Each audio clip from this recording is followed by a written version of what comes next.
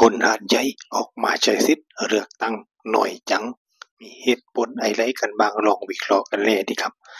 นี่คือผลคะแนนที่ประกาศออกมาแล้วนะครับปลัดแปลนได้ 23,595 คะแนนสีทองนี่ล่วงก่อนได้ 21,577 คะแนนชนะกัน 2,018 คะแนนที่3บ่าวปี 7,000 ว่าที่5ผู้การชาติ 5,000 ว่าคนหาดใหญ่มีสิทธิ์เลือกตั้งถึง 130,000 ว่าคนแต่ออกมาใช้สิทธิ์แค่ 60,000 ว่าคนนะครับคิดเป็นร้อยละ60เกินครึ่งไหม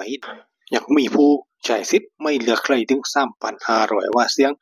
ส่วนสทเขต1กับเขต2นี่เขาว่าเป็นเขตเมืองนะครับ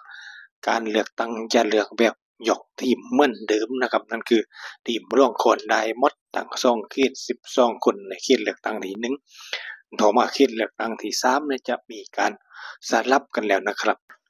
เขต3น่าสนใจบัณฑิตแก้วประดิษฐ์อิสระคนเดียวในแถวนี้มาเป็นอันดับ1เลยนะครับแล้วก็ทีมปีหลวงข้ามมา2ทีมรัดแปลนข้ามมา3นะครับสำหรับในเขตเลือกตั้งที่3เริ่มเลือกคนกันมากขึ้นเช่นเดียวกับเขตเลือกตั้งที่4นะครับจูดเจละอองพ้นก่อนอยู่ทีมไพรคนเดียวกับคาวินมาได้หุ้นนี้ก็มาเป็นที่1เหมือนเดิมแล้วก็แบ่งกันกับทีมรัดแปลนนะครับ3คนนะครับทีมละ3คนสำหรับเขตเลือกตั้งที่4นครหาดใหญ่